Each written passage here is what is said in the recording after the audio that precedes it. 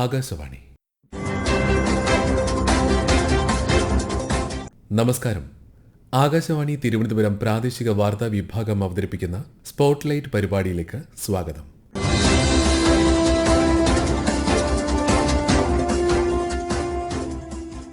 സമുദ്രത്തിന്റെ അടിത്തട്ടിലേക്ക് മനുഷ്യനെ എത്തിക്കുന്ന സമുദ്രയാൻ ദൗത്യത്തിനായി ഒരുങ്ങുകയാണ് ഇന്ത്യ.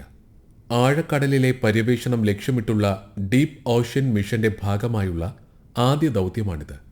ഈ വിഷയത്തിലെ ചർച്ചയിൽ ഇന്ന് നമ്മോടൊപ്പമുള്ളത് കണ്ണൂർ സർവകലാശാല മുൻ വൈസ് ചാൻസലറും കുസാറ്റിലെ മറൈൻ സയൻസസ് ഡീൻ ഫാക്കൽറ്റിയുമായ പ്രൊഫസർ ഡോക്ടർ ബിജോയ് നന്ദനാണ്. ഒപ്പം ഞാൻ സുധിൻ സൈനുദ്ദീൻ. ഡോക്ടർ ബിജോയ് നന്ദൻ, താങ്കൾക്ക് സ്പോട്ട്ലൈറ്റ് പരിപാടിയിലേക്ക് ഹൃദ്യമായ സ്വാഗതം. ആദ്യമായി ചോദിക്കട്ടെ, സമുദ്രത്തെക്കുറിച്ച് കൂടുതൽ അറിയേണ്ടതിൻ്റെ അല്ലെങ്കിൽ പഠിക്കേണ്ടതിൻ്റെ പ്രാധാന്യം എന്താണ്? ഭൂമിയുടെ ഉപരിതലത്തിന്റെ ഭൂരിഭാഗവും, അതായത് 70%, സമുദ്രങ്ങളാൽ മൂടിപ്പെട്ടിരിക്കുന്നതിനാൽ അവ കാലാവസ്ഥയെയും ആവാസ വ്യവസ്ഥയെയും നിയന്ത്രിക്കുന്നതിൽ നിർണായക പങ്ക് വഹിക്കുന്നു. നാം ശ്വസിക്കുന്ന വായു, നാം കഴിക്കുന്ന ഭക്ഷണം മുതൽ കാലാവസ്ഥ വരെ സമുദ്രത്തെക്കുറിച്ചുള്ള നമ്മുടെ ധാരണ, അറിവ് പരിമിതമാണ്. ഭൂമിയുടെ കാലാവസ്ഥ വ്യവസ്ഥയെക്കുറിച്ച് നന്നായി മനസ്സിലാക്കുവാനും സമുദ്രരൂപങ്ങൾ സുസ്ഥിരമായി കൈകാര്യം ചെയ്യുവാനും പുതിയ ജീവജാലങ്ങളെ കണ്ടെത്തുവാനും നമ്മുടെ മെഡിക്കൽ മുന്നേറ്റങ്ങൾക്ക് സാധ്യതയുള്ള മരുന്നുകൾ കണ്ടെത്തുന്നതിനും അതിലുപരി സുനാമി പോലുള്ള സമുദ്ര അപകടങ്ങളെ പ്രവചിക്കുവാനും പ്രതികരിക്കുവാനും ആത്യന്തികമായി സമുദ്ര പരിസ്ഥിതിയുടെ മൊത്തത്തിലുള്ള ആരോഗ്യം സംരക്ഷിക്കുവാനും സമുദ്ര പരിവേഷണം അത്യന്താപേക്ഷിതമാണ്. സമുദ്രം വലിയ അളവിൽ താപവും കാർബൺ ഡൈ ഓക്സൈഡും ആഗിരണം ചെയ്യുന്നതിനാൽ ഇത്തരത്തിലുള്ള പഠനങ്ങൾ കാലാവസ്ഥ വ്യതിയാന രീതികൾ നന്നായി മനസ്സിലാക്കാനും ഭാവിയിലെ പ്രത്യാഘാതങ്ങൾ പ്രവചിക്കുവാനും സഹായിക്കുന്നു. നമുക്ക് എല്ലാവർക്കും അറിയാം, കടലിന്റെ അടിത്തട്ട് മാപ്പ് ചെയ്യുന്നതിന്, അതിൻ്റെ അടിത്തട്ടിൽ ചെന്ന് നമുക്കതിനെ നമ്മൾ മനസ്സിലാക്കുവാനും അതിന് പറയുന്ന മാപ്പിംഗ് ആണ് ചെയ്യുന്നതിലൂടെ ധാതുക്കളും മത്സ്യബന്ധനവും പോലുള്ള വിലപ്പെട്ട സമുദ്ര വിഭവങ്ങൾ കണ്ടെത്തുന്നതിന് സഹായിക്കുവാനും നമുക്ക് അവയെ സുസ്ഥിരമായി കൈകാര്യം ചെയ്യുവാനും അമിതമായ ചൂഷണം ഒഴിവാക്കുവാനും കഴിയും. ആഴക്കടൽ പര്യവേഷണം മുതൽ സമുദ്രജീവികളുടെ കണ്ടെത്തലിലേക്ക് നയിച്ചേക്കാം. ഇത് വൈദ്യശാസ്ത്രത്തെ ഗവേഷണത്തിനും പരിണാമത്തെക്കുറിച്ചുള്ള അറിവ് വർദ്ധിപ്പിക്കുവാനും ഇത് സഹായിക്കും. സമുദ്രത്തിന്റെ ആരോഗ്യം മനസ്സിലാക്കുന്നതിനും സമുദ്ര പരിവേഷണങ്ങൾ വളരെയേറെ സഹായിക്കും. അതിൻ്റെ ഡീഗ്രഡേഷൻ, അധപ്പതനം പോലുള്ള ഭീഷണികളെ തിരിച്ചറിയാനും പരിഹരിക്കാനും നമ്മെ ഇത് സഹായിക്കും. സമുദ്ര പരിവേഷണം, under water robotics, remote sensing തുടങ്ങിയ മേഖലകൾ സാങ്കേതിക ശാസ്ത്ര പുരോഗതിയേക്ക് നമ്മളെ നയിക്കുന്നു. അപ്പോൾ ഇതിൽ നിന്നും എല്ലാം നമ്മൾ മനസ്സിലാക്കേണ്ടത്, മനുഷ്യന്റെ നിത്യ ജീവിതത്തിന് വേണ്ടി നമ്മളുടെ ഭൂമിയിൽ ഏറ്റവും പ്രാധാന്യമുള്ളതാണ് കടലും നമ്മുടെ സമുദ്രവും. ആ കടലും സമുദ്രവും വ്യാപിച്ചു കിടക്കുന്ന അനേക സസ്യങ്ങൾ, അനേകം ആവാസ വ്യവസ്ഥ, അതുകൂടാതെ നമ്മുടെ എക്കോസിസ്റ്റം സർവീസുകൾ, റെഗുലേറ്ററി സർവീസ്, കൾച്ചറൽ സർവീസ്, നമുക്ക് തരുന്ന പ്രൊവിഷനിങ് സർവീസ്, അതിൻ്റെ ഈ പറഞ്ഞ കാര്യങ്ങളെല്ലാം പല ഭാഗങ്ങളായി തിരിച്ചു കഴിഞ്ഞാൽ ഈ സർവീസുകൾ നമ്മുടെ സമുദ്രം നമുക്ക് മനുഷ്യനും ജീവജാലങ്ങൾക്കും സുലഭമായിട്ട് തരുന്നു. 6000 മീറ്റർ താഴ്ചയിൽ സമുദ്രത്തിനടിയിലേക്ക് ഒരു പേടകത്തിൽ പോകാനാണ് ഡീപ് ഓഷ്യൻ മിഷൻ അഥവാ ആഴക്കടൽ ദൗത്യം ഇപ്പോൾ ലക്ഷ്യമിടുന്നത്. 6000 മീറ്റർ എന്ന ഈ പോയിന്റിന് എന്തെങ്കിലും പ്രത്യേകതയുണ്ടോ? എന്തൊക്കെ സാധ്യതകളാണ് ഈ മേഖലയിൽ നമ്മളെ കാത്തിരിക്കുന്നത്?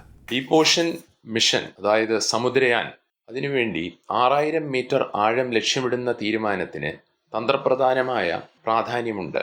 പോളിമെറ്റാലിക് നോഡ്യൂളുകളും മെറ്റാലിക് സൾഫൈഡുകളും ഉൾപ്പെടെയുള്ള മൂല്യവത്തായ വിഭവങ്ങൾ സുസ്ഥിരമായി വേർതിരിച്ചെടുക്കാൻ ഇന്ത്യ പ്രതിജ്ഞാബദ്ധമാണ്. ഇതിനായി നമ്മൾ മധ്യ ഇന്ത്യൻ മഹാസമുദ്രത്തിൽ 75,000 ചതുരശ്ര കിലോമീറ്റർ പ്രദേശവും 26 ഡിഗ്രി സൗത്തിൽ 10,000 ചതുരശ്ര കിലോമീറ്ററും ഇന്ത്യക്ക് ഇന്റർനാഷണൽ സീബെഡ് അതോറിറ്റി ISA അനുവദിച്ചിട്ടുണ്ട്.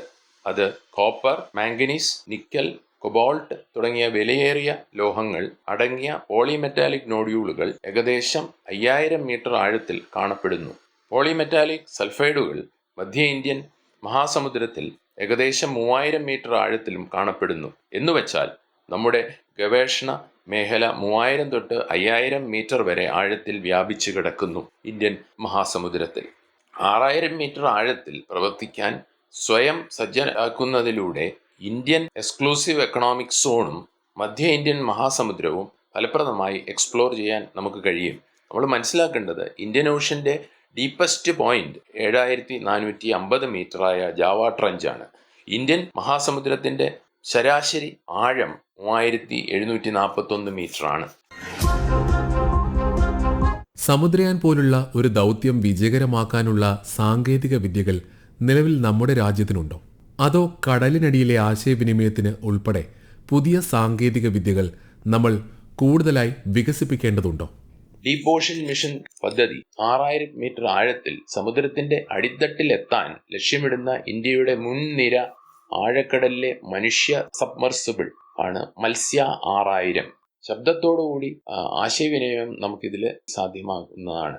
നാവിഗേഷൻ പൊസിഷനിങ് സംവിധാനങ്ങളും അത്യാധുനികമായി ഇതിനകത്ത് ഘടിപ്പിച്ചിട്ടുണ്ട്. അക്വാനാട്സ് എന്ന് വിളിക്കപ്പെടുന്ന 3 അംഗങ്ങൾക്കൊപ്പം നിരീക്ഷണങ്ങൾ, സാമ്പിൾ ശേഖരണം, അടിസ്ഥാന വീഡിയോ, ഓഡിയോ റെക്കോർഡിംഗ്, പരീക്ഷണങ്ങൾ എന്നിവ സുഗമമാക്കുന്നതിന് രൂപകൽപ്പന ചെയ്തിട്ടുള്ള ശാസ്ത്രീയ ഉപകരണങ്ങളും സബ്മർസിബിളുകളിൽ ഉണ്ട്. ഇതിന്റെ പ്രാഥമിക ദൗത്യം പരിവേഷണമാണ്. സമുദ്രത്തിനടിയിലേക്ക് മനുഷ്യരുമായി ഇത്ര ആഴത്തിൽ പോകുമ്പോൾ എന്തൊക്കെ വെല്ലുവിളികളാണ് ഉണ്ടാകാനിടയുള്ളത്? നമ്മൾ തീർച്ചയായും സമുദ്രങ്ങളുടെ ആഴത്തിൽ പരിവേഷണം ചെയ്യുന്നത് ബഹിരാകാശ പരിവേഷണത്തെക്കാൾ വെല്ലുവിളി നിറഞ്ഞതാണ്. ആഴക്കടലിലെ ഉയർന്ന മർദ്ദമാണ് അടിസ്ഥാനപരമായ വ്യത്യാസം. ബഹിരാകാശത്തൊരു തികഞ്ഞ ശൂന്യതയ്ക്ക് സമാനമാണെങ്കിൽ 1 മീറ്റർ വെള്ളത്തിന് ഇടയിലായിരിക്കുമ്പോൾ 1 ചതുരശ്ര മീറ്റർ വിസ്തീർണമുള്ള ഒരു വസ്തുവിൽ 10,000 കിലോഗ്രാം ഭാരം വഹിക്കുന്നത് പോലുള്ള മർദ്ദമാണ് ചെലുത്തുന്നത്. ഇത്തരം ഉയർന്ന മർദ്ദത്തിനുള്ള സാഹചര്യങ്ങളിൽ പ്രവർത്തിക്കുന്ന ദൃഢമായ ഈടുനിൽക്കുന്ന ലോഹങ്ങളിൽ നിന്നോ വസ്തുക്കളിൽ നിന്നോ നിർമ്മിച്ച ഉപകരണങ്ങളുടെ ഉപയോഗം ആവശ്യമാണ്. വെള്ളത്തിന് ഉള്ളിൽ മോശമായി രൂപകൽപ്പന ചെയ്ത ഇലക്ട്രോണിക് ഉപകരണങ്ങൾ തകരുകയോ പൊട്ടിത്തെറിക്കുകയോ ചെയ്യാം. ആഴത്തിലുള്ള സമുദ്രങ്ങളിൽ നമ്മൾ വളരെ ഉപയോഗിക്കേണ്ടത് റിമോട്ട്ലി ഓപ്പറേറ്റഡ് വെഹിക്കിൾ ആയ നമ്മുടെ ഈ മത്സ്യ 6000 പോലുള്ള ROVകളാണ്. താപനിലയിലെ വ്യതിയാനങ്ങൾ, തുരുമ്പെടുക്കൽ, ലവണാംശം, സലിനിറ്റി മുതലായവ പോലുള്ള ഘടകങ്ങളാൽ ഈ വെല്ലുവിളികളെല്ലാം കൂടുതൽ സങ്കീർണമാകുന്നു. ഇവിടെയാണ് NIOT, national institute of ocean technology, ഞാൻ നേരത്തെ പറഞ്ഞതുപോലെ ഒരു പ്രധാന പങ്ക് വഹിക്കുന്നു. ഇത് ഭൗമശാസ്ത്ര മന്ത്രാലയത്തിൻ്റെ കീഴിൽ വരുന്ന ഒരു പ്രധാന ഈ ഡീപ് ഓഷൻ മിഷൻ പദ്ധതിയുമായിട്ട് ചേർന്ന് നിൽക്കുന്ന ഒരു ഗവേഷണ സ്ഥാപനമാണ് ദേശീയ തലത്തിൽ. 1993 സ്ഥാപിതമായത് മുതൽ എർത്ത് സിസ്റ്റം സംബന്ധമായ പ്രശ്നങ്ങൾക്ക് NIOT ശാസ്ത്രീയമായ എഞ്ചിനീയറിംഗ് പരിഹാരം നൽകുന്നുണ്ട്. ശ്രീ ബിജോയ് നന്ദൻ, ഇതുവരെ ലോകത്ത് China, Japan, France, Russia, Germany, ദക്ഷിണ കൊറിയ എന്നീ 6 രാജ്യങ്ങളാണ് ഇത്തരത്തിൽ ആഴക്കടൽ പര്യവേഷണം നടത്തിയിട്ടുള്ളത്. സമുദ്രയാൻ വിജയകരമായാൽ ഈ പട്ടികയിലേക്ക് ഇന്ത്യയും എത്തും. ഏറെ അഭിമാനകരമായ ഈ നേട്ടത്തെ എങ്ങനെയാണ് നോക്കിക്കാണുന്നത്? USA, Russia, China, Japan, France തുടങ്ങിയ രാജ്യങ്ങൾ ഇതിനകം തന്നെ വിജയകരമായ ആഴക്കടൽ ക്രൂഡ് ആളുകളെ അയച്ചുള്ള ദൗത്യങ്ങൾ നടത്തിയിട്ടുണ്ട്. ആഴക്കടലിലെ ക്രൂഡ് ദൗത്യങ്ങൾ വൈദഗ്ധ്യവും കഴിവും പ്രകടിപ്പിച്ചുകൊണ്ട് ഈ നിരയിൽ ചേരാൻ ഇന്ത്യ ഒരുങ്ങുകയാണ്. ഇവിടെ ആഴക്കടൽ ക്രൂഡ് ദൗത്യങ്ങൾക്ക് ഖനന സംവിധാനങ്ങൾക്കും വേണ്ടിയുള്ള സാങ്കേതിക വിദ്യകൾ വികസിപ്പിക്കുവാനുള്ള ഗവേഷണ പരീക്ഷണങ്ങൾ അതിവേഗം പുരോഗമിക്കുന്നു. മിനിസ്ട്രി ഓഫ് എർത്ത് സയൻസസ്, അതായത് ദേശീയ തലത്തിൽ ഭാരതത്തിൻ്റെ ഭൗമ മന്ത്രാലയം നടപ്പിലാക്കുന്ന ഡീപ് ഓഷൻ മിഷൻ എന്നത് ഇന്ത്യയുടെ ഒരു അംബീഷ്യസ് ഫ്രണ്ട് ലൈൻ പ്രോജക്റ്റാണ്. സമുദ്രത്തിലെ നിയമങ്ങൾ എങ്ങനെയാണ്? നമുക്ക് എവിടെ വേണമെങ്കിലും പോയി ഖനനം നടത്താൻ സാധിക്കുമോ? അതോ ഐക്യരാഷ്ട്രസഭാ തലത്തിലോ മറ്റോ ഇതിന് എന്തെങ്കിലും ചട്ടങ്ങൾ പിന്തുടരേണ്ടതുണ്ടോ? ഭാരതത്തിന്റെ വളർച്ചയുടെ പ്രധാന ലക്ഷ്യമായ ബ്ലൂ എക്കോണമിയെ ന്യൂ ഇന്ത്യ 2030 ഡോക്യുമെന്റ് രൂപപ്പെടുത്തുന്നു. 2021 മുതൽ 2030 വരെ വർഷങ്ങളെ ഐക്യരാഷ്ട്രസഭയുടെ ഡെക്കേഡ് ഓഫ് ഓഷൻ സയൻസായി നിശ്ചയിച്ചിട്ടുണ്ട്. കൂടാതെ രാജ്യത്തിന്റെ വളർച്ചയ്ക്ക് സമുദ്രത്തിന്റെ സാധ്യതകൾ സുസ്ഥിരമായി പ്രയോജനപ്പെടുത്തുന്നതിന് ഇന്ത്യ പ്രവർത്തിക്കേണ്ടതിന്റെ ആവശ്യകത പ്രധാനമന്ത്രി നരേന്ദ്രമോദി പല അവസരങ്ങളിലും ഊന്നി പറഞ്ഞിട്ടുണ്ട്. നമ്മുടെ പ്രധാനമന്ത്രിയുടെ science, technology, innovation advisory counselling, അതായത് PMSTIAC കീഴിലുള്ള 9 ദൗത്യങ്ങളാണ് ഒന്നാണ് ഡീപ് ഓഷൻ മിഷൻ പ്രോഗ്രാം. അതുകൊണ്ട് ഇത് വളരെയേറെ പ്രാധാന്യം അർഹിക്കുന്നു.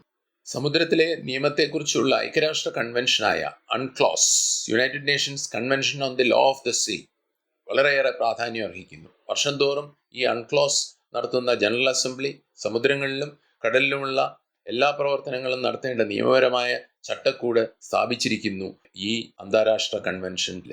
ഇതിൽ സമുദ്രങ്ങൾക്കുള്ള ഭരണഘടന എന്നാണ് ഈ അൺക്ലോസിനെ നമ്മൾ വിളിക്കാറുള്ളത്. ഇന്ത്യൻ മഹാസമുദ്രത്തിൽ 75,000 ചതുരശ്ര കിലോമീറ്റർ മാംഗനീസ് നോഡ്യൂളുകൾ പര്യവേഷണം ചെയ്യുന്നതിനായി ഇന്റർനാഷണൽ സീബെഡ് അതോറിറ്റി ഇന്ത്യക്ക് 15 വർഷത്തെ കരാർ നൽകിയിട്ടുണ്ട്. മഡഗാസ്കർ തെക്ക് കിഴക്ക് 10,000 ചതുരശ്ര കിലോമീറ്റർ ഹൈഡ്രോ തെർമൽ സൾഫൈഡുകൾ പര്യവേഷണം ചെയ്യുന്നതിനുള്ള മറ്റൊരു 15 വർഷത്തെ കരാർ കൂടി ഇന്ത്യക്കുണ്ട്. ഈ കരാറുകളുടെ പിൻബലത്തോടാണ് ഡീപ് ഓഷൻ മിഷന്റെ പര്യവേഷണം ഗവേഷണ പ്രവർത്തനങ്ങൾക്കും മിനിസ്ട്രി ഓഫ് എർത്ത് സയൻസ് നേതൃത്വം നൽകുന്നത്. ഇപ്പോൾ ബഹിരാകാശ ഗവേഷണത്തിൽ ഉൾപ്പെടെ സ്വകാര്യ മേഖലയ്ക്ക് പങ്കാളിത്തം നൽകിയിട്ടുണ്ട്. ഭാവിയിൽ ആഴക്കടൽ പര്യവേഷണത്തിലും സ്വകാര്യ മേഖലയെ ഉൾപ്പെടുത്താൻ സാധ്യതയുണ്ടോ? ആഴക്കടൽ പര്യവേഷണത്തിന്റെ വിവിധ മേഖലകളിൽ ഒക്കെ ഭാവിയിൽ സ്വകാര്യ മേഖലയുടെ പങ്കാളിത്തം ഉണ്ടായിരിക്കാം. പക്ഷെ പ്രധാനമായിട്ട് നമ്മൾ മനസ്സിലാക്കേണ്ടത് ഇതിന്റെ കോർ ആയിട്ടുള്ള എഞ്ചിനീയറിംഗ് വെർട്ടിക്കൽസ് ഗവേഷണ ഭാഗങ്ങൾ ഇതെല്ലാം നടത്തുന്നത് നമ്മളുടെ ദേശീയ സ്ഥാപനങ്ങളായ DRDO, അതുകൂടാതെ ISRO, അതുകൂടാതെ national institute of Ocean technology, ഇങ്ങനെയുള്ള സ്ഥാപനങ്ങളിലാണ് ഉണ്ടാക്കിയെടുക്കുന്നത്. അപ്പോൾ ഇതിന്റെ കൂടെ തന്നെ പ്രൈവറ്റ് പാർട്ട്ണർഷിപ്പും മേക്ക് ഇൻ ഇന്ത്യ, അതുകൂടാതെ ആത്മനിർഭർ ഭാരത്, ഇതിലൊക്കെ ഊന്നി പ്രവർത്തിക്കുന്ന ഒരു വലിയ പദ്ധതിയാണ് ഡീപ് ഓഷൻ മിഷൻ, അതായത് സമുദ്രയാൻ പദ്ധതി. ഇന്ത്യയുടെ ഡീപ് ഓഷ്യൻ മിഷന്റെ ഭാഗമായുള്ള ആഴക്കടൽ പര്യവേഷണ ദൗത്യത്തെക്കുറിച്ച് ആകാശവാണി തിരുവനന്തപുരം പ്രാദേശിക വാർത്താ വിഭാഗം തയ്യാറാക്കിയ സ്പോട്ട്ലൈറ്റ് പരിപാടി ഇവിടെ അവസാനിക്കുകയാണ്. തന്റെ വിലയേറിയ അഭിപ്രായങ്ങൾ ആകാശവാണിയോട് പങ്കുവച്ച ശ്രീ ബിജോയ് നന്ദന് നന്ദി അറിയിക്കുന്നു. ഏകോപനം മയൂഷ AM.